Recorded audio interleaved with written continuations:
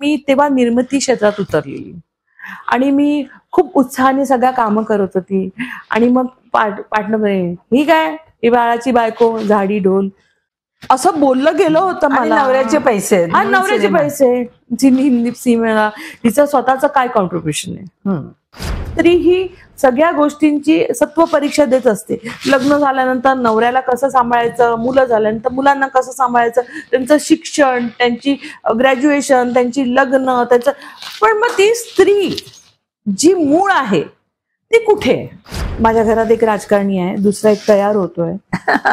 मला ते गटार, ते नळ रिपेंट, ते टाक्या गळतायत, ते खड्डे पडलेले आहेत ते बुजवायला जा, ते मारामारी करा, हिंसाचार, हे मला बिलकुल आवडत नाही. मी हिंसक पिक्चर बघत नाही. मी सूरज बजाजसारखी पिक्चर बघते, त्याच्यात खुश असते. मी गोविंदासारखे पिक्चर बघते, जो कॉमेडी करतो, माझे 500 रुपये वसूल होतात. मी ह्या धर्तीतली बाई आहे. मला हसायला आवडतं. मला 500 रुपये देऊन रडायचंच आहे तर मी घरी बसून रडीन. निर्माती म्हणून मला विचारण्याची एक पद्धत असते ना, बाबा आपण आपल्या निर्मात्याला पण विचारलं पाहिजे की बाबा हा चित्रपट आपण करतोय, हे कास्टिंग आहे, हा संगीतकार आहे, आपण या आदिवासीला किंवा आणखीन कुठल्या स्टुडिओला आपण रेकॉर्डिंग करतोय. मी कधी कुठल्या स्टुडिओला गेलीच नाही ताई. मी निर्माती आहे ना, मग मला सांगणं फार गरजेचं आहे की नाही. बरं, आपण हे दुःख दुसऱ्यांकडे जाऊन कोणाकडे सांगणार.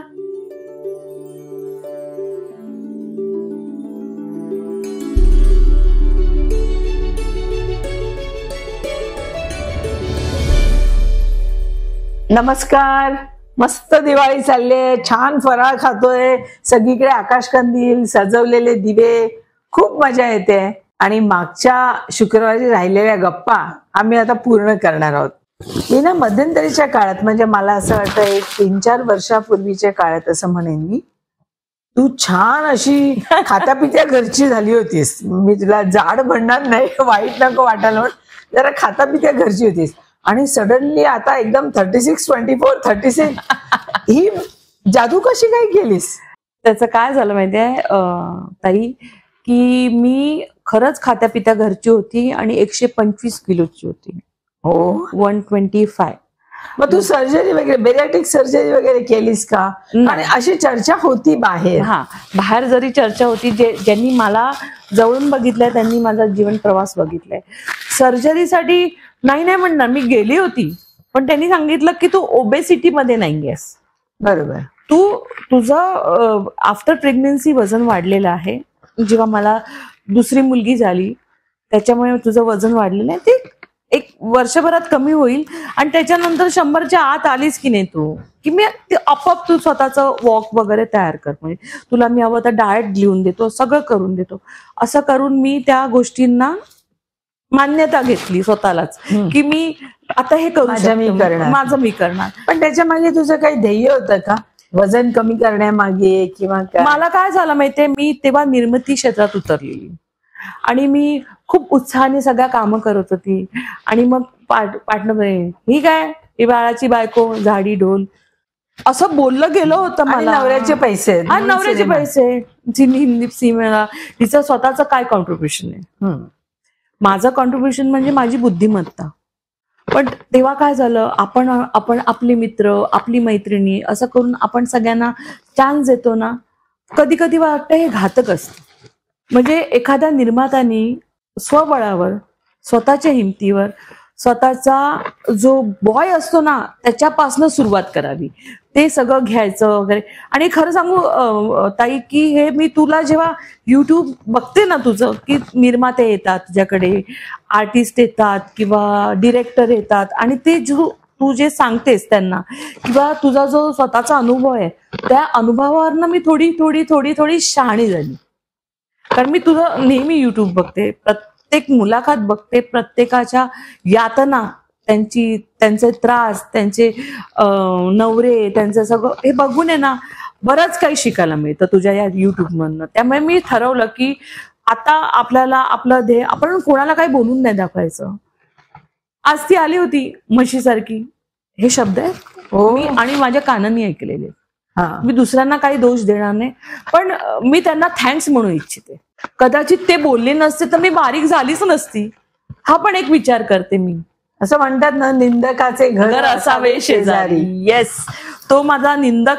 मी आयुष्यात कधीतरी त्या निंदकाला भेटीन स्वतः आणि त्याचे आभार मानणार आहे. आणि अतिशय चांगल्या गोष्टींचे आभार आहेत ते. मी त्याला कधीही वाईट नाही म्हटलं, पण थोडंसं दुःख झालं त्यावेळेला. आणि पण मी ठरवलं की बारीक व्हायचं म्हणून. आणि माझा जिम इन्स्ट्रक्टर आहे विनोद चन्ना, तो सध्या अंबानीच्या बायकोचा इन्स्ट्रक्टर आहे. त्यांनी मला 3.5 वर्षात खूप काही शिकवलं. खूप काही मला पहिली गोष्ट म्हणजे चालायला शिकवलं. तू चाल. मी वडाळ्याला राहायची तेव्हा, आता मी दादरच्या घरी राहते, पण तेव्हा मी वडाळ्याला राहायची. वडाळा टू बँड्रा मी चालत जायची. Oh my God. तुला ट्रेडमिलवर चालायचं नाही ना, मग तिकडनं तू चालत, ते पण 40 मिनिटं घेणार तुला. जर तू आत्तापासून सुरुवात केलीस तर तू 40-50 मिनिटात येशील, पण तू चालायचं. आणि तो कधी कधी सायकल घेऊन माझ्या घराच्या खालती उभा राहायचा. तो सायकलवर यायचा, त्याची स्पोर्ट्स सायकल होती त्याच्यावर यायचा, आणि मी चालायचे. म्हणजे माझ्यासाठी विनोद चन्ना, माझा नवरा, माझी मुलं, यांनी सगळ्यांनी इतकं मला सपोर्ट केलेला आहे ना.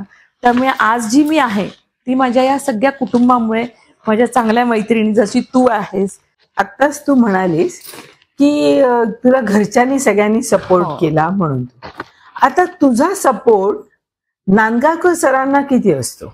माझा एकच सपोर्ट आहे त्यांना, की येणाऱ्या लोकांचं पोटभर त्यांना खाऊ घालणं, त्यांची विचारपूस करणं, कधी काय त्यांना लागलं तर त्यांच्या अपरक्षण, म्हणजे ते नसतात तेव्हा माझी ड्युटी चालू होते घरात.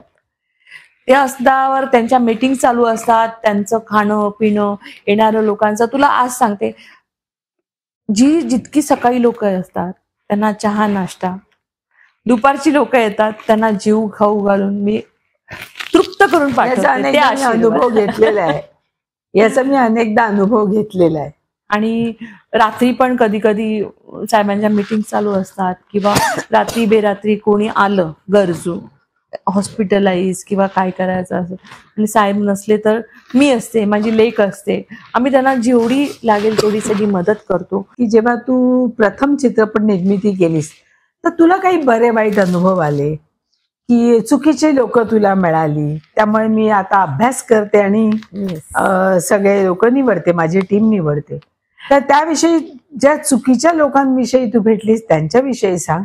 आणि नवीन चित्रपट बनवताना तू काय प्रिकॉशन घेतले ते पण सांग. माझा एक पिक्चर रिलीज झालाय अशाच एका बेटावर, त्याची डिरेक्टर आहे संजू हिंगे. ऍक्च्युली मुळात संजू सर हे फोटोग्राफीच्या दुनियेत खूप मास्टर आहेत आणि साहेबांचे खास मित्र.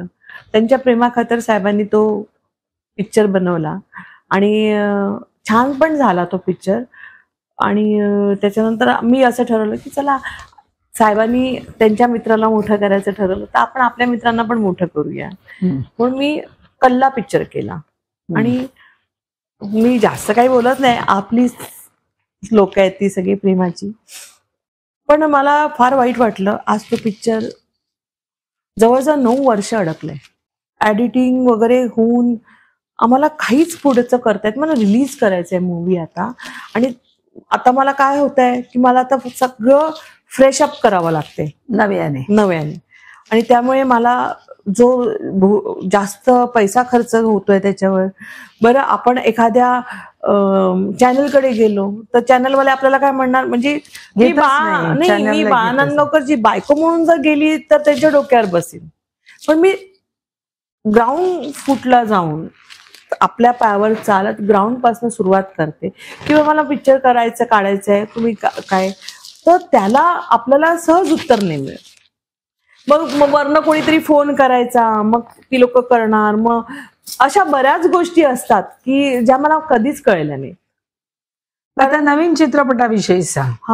आता मी स्वतःच करते नवीन चित्रपट, त्यामुळे ह्या सगळ्या ज्या जो घोळ झालाय माझ्या आयुष्यात ह्या 2 चित्रपटांमुळे, तो मी आता सुधारते. आता असा मी विचार करते, जे मी पैसे लागले माझे, ते एक शिक्षण माझं झालं चित्रपट सृष्टीतलं. मी 25 वर्षानंतर परत एंटर केलं निर्मिती क्षेत्रामध्ये. त्यामुळे मला आता तो सगळा जो पैसा माझा गेलाय तो मला एक उत्तम निर्माता बनवलाय त्यांनी, की मी माझ्यासाठी मी स्वतःच एखादा स्पॉट एंट्रन्स फी दिलीस तू असं म्हण. येस. त्या सगळ्यामुळे मी काय केलं आता की मी प्रत्येक गोष्ट स्वतः करते, स्वतः निवडते. मला संगीतकार हवा, मग कुठले चांगले संगीतकार आहेत त्यांना जाऊन भेटते, कुठले डिरेक्टर चांगले आहेत, कुठला डीओपी चांगला आहे, कुठला आर्टिस्ट चांगला आपल्या काम करू शकेल, असे स्वतःहून. म्हणजे हा अनुभव मी दोन्ही चित्रपटात अनुभवलाच नाही. निर्माती म्हणून मला विचारण्याची एक पद्धत असते ना, बाबा आपण आपल्या निर्मात्याला पण विचारलं पाहिजे की बाबा हा चित्रपट आपण करतोय, हे कास्टिंग आहे, हा संगीतकार आहे, आपण या आदिवासीला किंवा आणखीन कुठल्या स्टुडिओला आपण रेकॉर्डिंग करतोय. मी कधी कुठल्या स्टुडिओला गेलीच नाही ताई, मी निर्माती आहे ना, मग मला सांगणं फार गरजेचं आहे की नाही. बरं, आपण हे दुःख दुसऱ्यांकडे जाऊन कोणाकडे सांगणार? लोक म्हणतील तू काही वेडी होतीस का, तुला एवढं कळलं नाही. तर मी वेडी नव्हती, हे मित्रप्रेम किंवा मैत्रीप्रेम होतं, त्याच्यामुळे मी शांत बसली. मी तुला सांगते, जेव्हा मी हे चॅनल सुरू केलं त्यावेळेला त्यामागचा उद्देश हाच होता.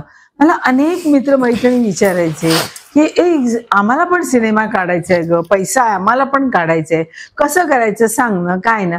आता प्रत्येकाला ते सांगणं फार डिफिकल्ट होतं. त्यामुळे मग मी ह्या माझ्या चॅनलच्या माध्यमातून की एक गाणं करायचं तर किती खर्च येतो, एक सिनेमा किती पैशामध्ये होईल, हे बेसिक प्रश्न सगळ्यांचे तेच असतात.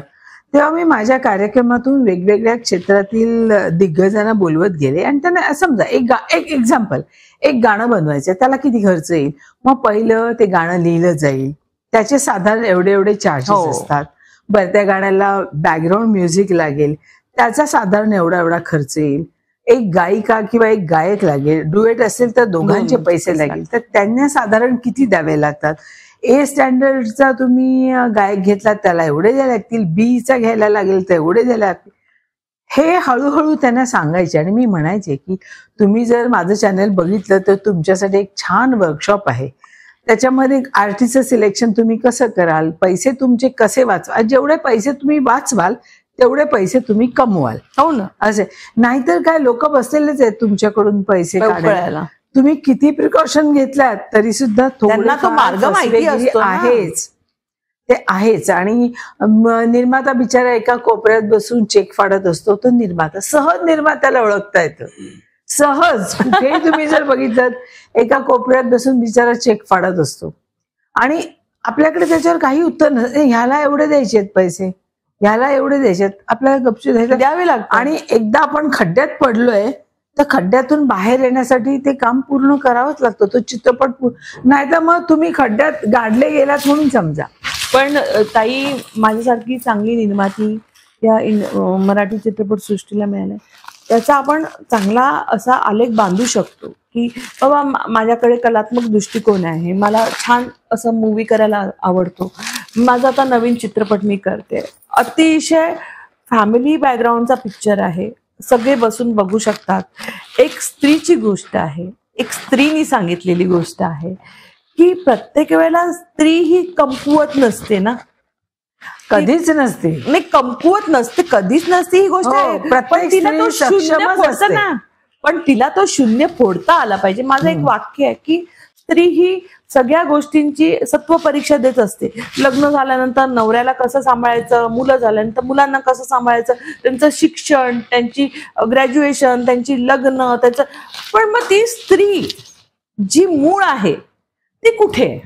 लीना, तू प्रत्येक स्त्रीचं म्हणते, जिथे सीतेला सुद्धा सत्व परीक्षा द्यावी लागली तिथे इतर बायकांचं काय? म्हणून तो ती सत्व परीक्षा देण्यासाठी तो शून्य फोडला पाहिजे की नाही, तर एक येईल.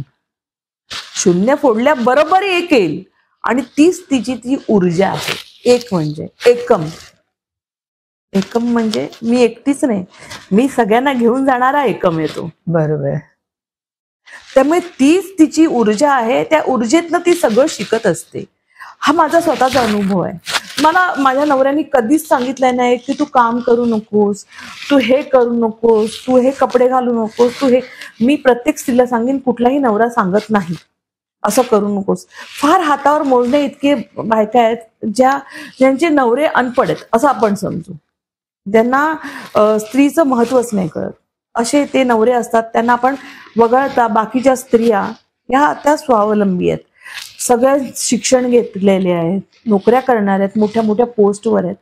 त्यांना कधीच नवरे शिकवायला जाणार नाहीत, हे माझं स्पष्ट मत आहे. त्यामुळे मला नवरा असा बोलतो त्याला हे आवडत नाही ते आवडत नाही असं काही नसतं. त्यांचं एवढंच म्हणणं असतं जिथे पाहिजे तिथे ते कपडे घाला.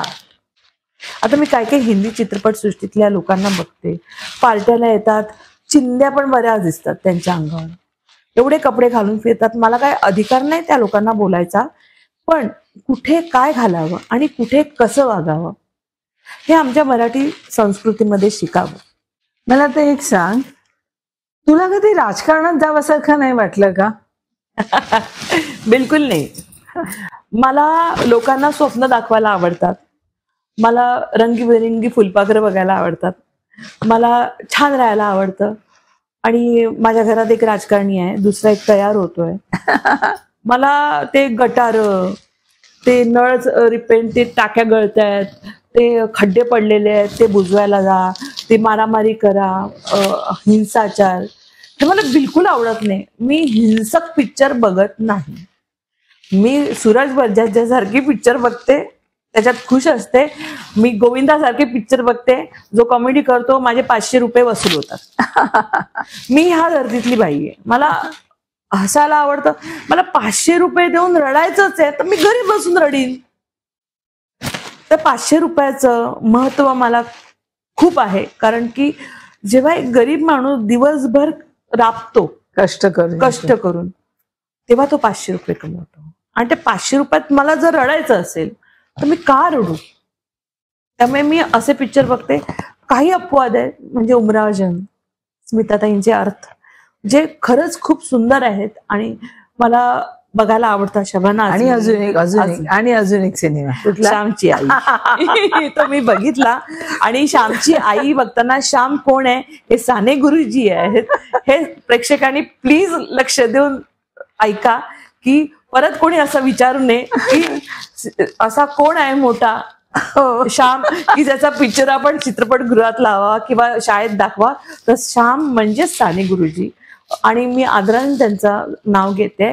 आणि प्लीज सगळ्यांनी जर हा पिक्चर कुठेही चित्रपटगृहात लागला तर नक्की बघायला जा. अमेझॉनवर अवेलेबल आहे आता बघा, अमेझॉनवर पण अवेलेबल आहे, तर तुम्ही नक्की बघा आणि त्याचं रेटिंग करा जरा, आणि मराठी माणसाला मोठं करा. बस एवढंच सांगायचं की आमची मराठी खूप सुंदर आहे, आमची बोली भाषा आहे.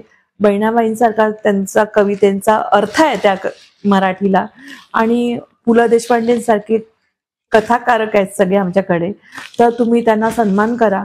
नवीन निर्मात्यांना एकच आवाहन करीन की जेव्हा पण तुमच्याकडे असे टीम वर्कनी येतील किंवा आम्ही हे करू इच्छितो किंवा छान छान आमिष दाखवतील तुम्हाला, तुम्ही काय नवीन निर्माते आमिषांना घाबरणार नाहीयेत, जशी मीही घाबरत नाही.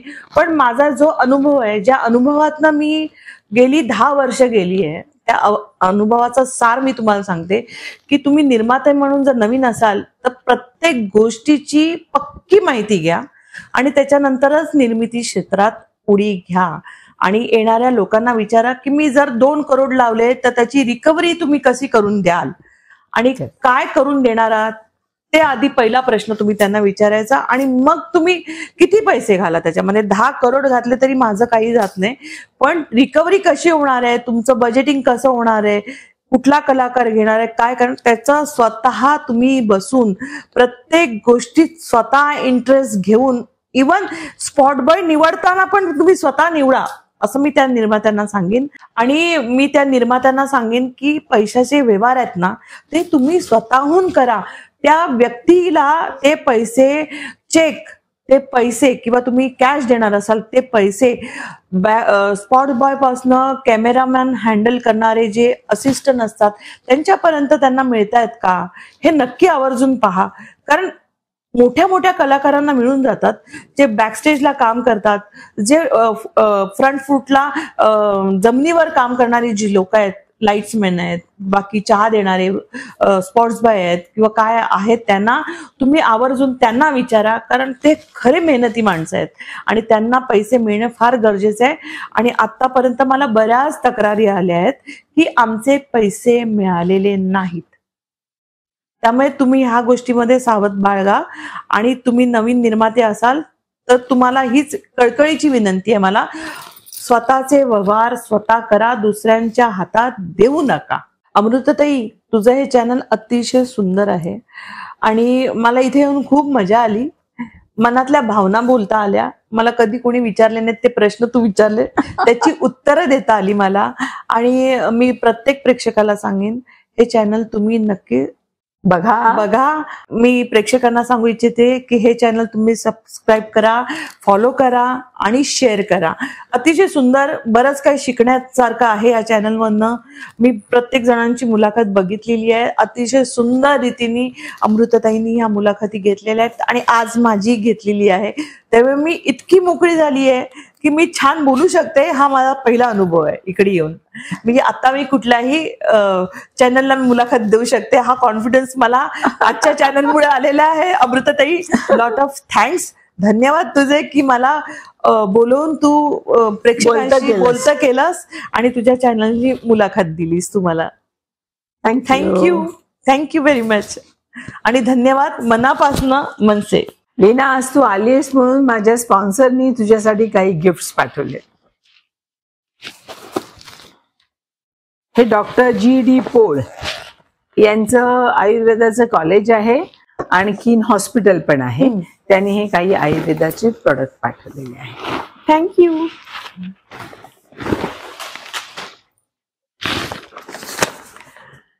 हे प्युअर ओरिजिन्स यांनी तुझ्यासाठी हा सगळा खाऊ पाठवलेला आहे आणि ही गिफ्ट पाठवलेली आहे. थँक्यू. सर्व ऑर्गॅनिक प्रोडक्ट आहेत ना त्यांचे. हा B&D हा इंटरनॅशनल ब्रँड आहे. सगळं मेकअपचं सर्व असतं. तुझ्यासाठी खास त्यांनी दिलेलं आहे. हे भरत आणि डॉरिस गोडांबे यांनी हे पाठवलेलं आहे. थँक्यू. हे डॉक्टर मयेकर यांच्या क्लिनिक तर्फे तुला ओरल हेल्थ साठीचे प्रॉडक्ट दिलेले आहेत. थँक्यू. हे सर्व जे आहेत हे सिरो कंपनीचे प्रोडक्ट आहेत. याची एकेका बाटलीची किंमत जवळजवळ 4 ते 5 हजार आहे.